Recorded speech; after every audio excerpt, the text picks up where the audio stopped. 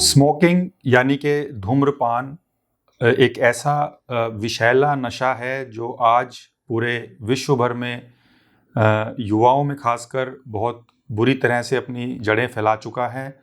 और आलम यह है कि आज हम देखते हैं, अगर हम WHO रिपोर्ट को नज़र डालते हैं तो करीब साल में 1 करोड़ जो मृत्यु हैं वो स्मोकिंग से संबंधित हैं।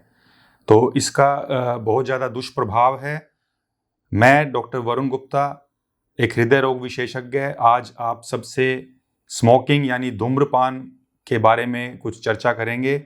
इसमें हम जानेंगे कि स्मोकिंग किस किस तरह से की जा सकती है, उसके शरीर पर क्या क्या दुष्प्रभाव होते हैं और कैसे हम इस जानलेवा नशे से अपना बचाव कर सकते हैं। तो स्मोकिंग एक आम भाषा में धूम्रपान जिसे हम कहते हैं, इसके कई रूप से इसका सेवन एक आदमी कर सकता है। यह बीड़ी, तंबाकू चबाना या धूम्रपान यानी धुएं के द्वारा लेना, बीड़ी या हुक्के में सिगरेट के द्वारा या सिगार के द्वारा लेना, और ख़ासकर जो हमारे जो देहाती एरिया है, विलेजेस का जो एरिया है, उसमें हुक्का बहुत ज़्यादा प्रचलित है और उसको वो लोग ये भी समझते हैं कि ये तो एक बहुत ही ज़्यादा नेसेसरी चीज़ है और इसका जो है शरीर के ऊपर दुष्प्रभाव नहीं होता है। पर ये एक बहुत बड़ी भ्रांति है और यह इन लोगों को जानना बहुत आवश्यक है कि जो हुक्का होता है उसमें उनकी ये सोच इसलिए है कि वह नुकसानदायक नहीं है कि उनको लगता है कि इसमें जो धुआं होता है वो पानी से फिल्टर होकर के आता है। और परंतु जो स्टडीज़ हैं उसमें ये टेस्ट किया गया और पाया गया कि ये फ़िल्टर होने के बावजूद इसमें बहुत ज़्यादा हाई क्वांटिटी में जो है हार्मफुल केमिकल्स होते हैं। जो धुएं सिगरेट के या बीड़ी के या हुक्के के जो स्मोक में आप अगर हम देखते हैं तो करीब 4000 से 5000 केमिकल्स इसके अंदर पाए जाते हैं और इनमें अधिकतर केमिकल्स का शरीर के ऊपर कोई ना कोई दुष्प्रभाव जरूर पाया जाता है। करीब करीब 500 से 600 केमिकल्स ऐसे होते हैं जो विभिन्न प्रकार के कैंसर्स का कारण बनते हैं। इनमें अगर हम देखते हैं तो मुंह का कैंसर, गले का कैंसर, खाने की नली का कैंसर, पेट का कैंसर, आपके जो पेशाब की थैली है जिसको हम यूरिनरी ब्लैडर कहते हैं उसका कैंसर, फेफड़ों का कैंसर, ये सारे कैंसर्स स्मोकिंग से डायरेक्टली रिलेटेड हैं। और शोध में यह पाया गया है कि ये सभी कैंसर मुख्यतः स्मोकिंग की वजह से ही होते हैं। अगर उसको छोड़ दिया जाए, उससे बचाव किया जाए तो इन सब घातक बीमारियों से बचा जा सकता है। दूसरी जो बीमारियां हैं वो है जिसे आम भाषा में दमे की बीमारी कहते हैं। COPD, ब्रोंकाइटिस, एम्फाइसीमा, इस तरह की टर्म्स जो होती हैं वो सभी दमे से संबंधित हैं और स्मोकिंग उसका एक बहुत बड़ा मुख्य कारण है।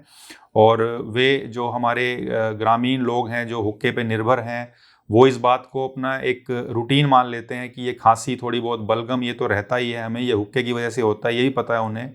पर इसको वो समझते हैं कि ये हेल्थ के लिए अच्छा है, इससे शरीर की बलगम वगैरह क्लियर हो जाती है और वो सांस की जो उनको समस्या है उसको धीरे धीरे अपने शरीर का एक नॉर्मल लक्षण मान के उसको एक्सेप्ट कर लेते हैं।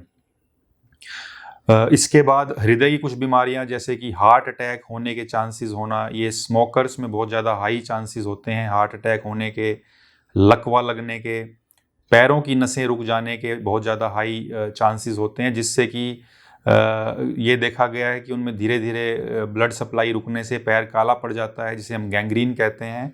और पैर काटने की जो नौबत है, जो एक्सीडेंट्स के अलावा जो बीमारियां होती हैं उसमें सबसे बड़ा जो कारण है वो स्मोकिंग की वजह से होता है। तो इतने सारे दुष्प्रभाव हैं और इन सभी दुष्प्रभावों से बचने का केवल एक ही तरीका है और बहुत आसान तरीका है कि हम स्मोकिंग को छोड़ दें।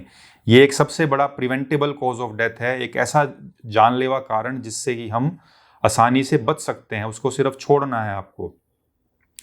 अब उसको अब छोड़ने के क्या तरीके हैं? अब किसी को आप एडवाइस करते हो कि स्मोकिंग छोड़ना है तो उसको बहुत बड़ी मुश्किल लगती है वो, क्योंकि उसमें नशा बहुत होता है। उसको लेकर उसे एक सेंस ऑफ वेल बीइंग लगती है।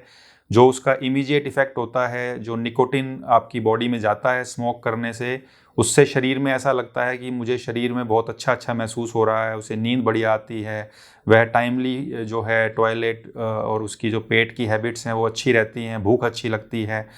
पर उसे जो ये लंबे समय में होने वाले दुष्प्रभाव होते हैं उसके बारे में वो बिल्कुल अज्ञात रहता है और इसीलिए वो उसे स्मोकिंग पे बहुत ज़्यादा जल्दी डिपेंडेंस हो जाती है।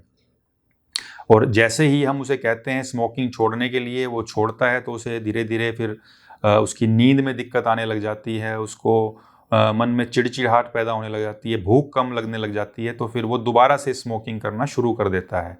तो इसके लिए अब कैसे ज़रूरी है, कैसे हम क्या एफ़र्ट्स लगाएँ कि ये स्मोकिंग हमारे इस देश से, हमारे संसार से इसको हम नशे को हटा सकें।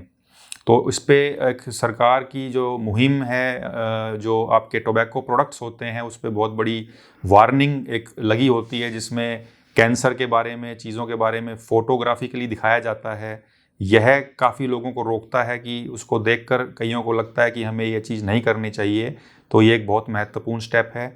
इसके अलावा डॉक्टर्स का और परिवार का बहुत बड़ा रोल है कि जो आदमी स्मोकिंग की लत में पड़ा हुआ है उसको काउंसलिंग करें, उसको बार-बार समझाएँ, उसके दुष्प्रभावों को वो उसको समझा करके या उसको किसी और मरीज़ के उदाहरण दे करके उनको बताया जाए कि इसके कितने-कितने जो हैं दुष्प्रभाव हैं, ताकि उसकी काउंसलिंग हो करके वो उसको स्मोकिंग को छोड़ पाए। और मैं कहूँगा जो लोग ऑलरेडी छोड़ चुके हैं, बहुत सारे ऐसे हमारे पास भी पेशेंट्स हैं जिन्होंने छोड़ा है और फिर बाद में वो खुद आकर के कहते हैं कि इससे हमारे जीवन शैली में कितना सुधार आया है। शुरू में कुछ 15 दिन, महीना भर उनको दिक्कत आई, पर बाद में उन्होंने बहुत अच्छा महसूस किया। उन लोगों को भी एक इस मुहिम का जो है हिस्सा बनना चाहिए। आस-पास वालों को, अपने साथियों को, उनको मोटिवेट करना चाहिए, उन्हें भी उसके दुष्प्रभाव बताने चाहिए, उसके फ़ायदे बताने चाहिए स्मोकिंग को छोड़ने के, तो वो भी एक बहुत बड़ा मुख्य रोल प्ले कर सकते हैं। इसके अलावा कुछ दवाइयाँ होती हैं ऐसी, कुछ दवाइयाँ हैं या कुछ सब्स्टिट्यूट्स होते हैं निकोटिन के, जिनको च्युइंगम के रूप में लेकर के या कुछ दवाइयों को रेगुलर लेकर के उसकी जो इच्छा, स्मोकिंग की जो तलब है उसको ख़त्म किया जा सकता है। इसके लिए आपको अपने चिकित्सक से मिलकर आपको परामर्श लेना होगा। पर जो सबसे मुख्य बात है वो है स्वयं की इच्छा शक्ति। अगर आपके अंदर स्वयं की इच्छा शक्ति नहीं है तो बाकियों के समझाने से या ये सब दवाइयाँ लेने से आपके स्मोकिंग की हैबिट पर कोई फ़र्क नहीं पड़ेगा। आपको खुद ये जानना बहुत ज़रूरी है कि स्मोकिंग एक बहुत ही बड़ा विषैला नशा है, और यह आप इसको कह सकते हैं एक तरीके से, अगर आप इसको ले रहे हैं तो आप स्लो डेथ, अपनी सुसाइड का आप काम कर रहे हैं। एक आत्मदाह है। जब तक आप इस बात को नहीं समझेंगे और स्वयं चेष्टा नहीं करेंगे तो आप इस घातक नशे से छुटकारा नहीं पा सकते, और इसके लिए आपको खुद ही मोटिवेट होने की ज़रूरत है। तो उम्मीद करता हूँ इस टॉक के माध्यम से आपको स्मोकिंग के जो विभिन्न जो खतरनाक इसके जो दुष्प्रभाव हो सकते हैं उनके बारे में पता चला होगा, और कैसे हम इसे छोड़ने की कोशिश करें और अपने पर्यावरण को, अपने आप को, अपने परिवार वालों को और अपने इस पूरे विश्व को कैसे इस खतरनाक नशे से मुक्त करा सकते हैं। इसमें ज़रूर कुछ आपको योगदान मिला होगा इस बात से।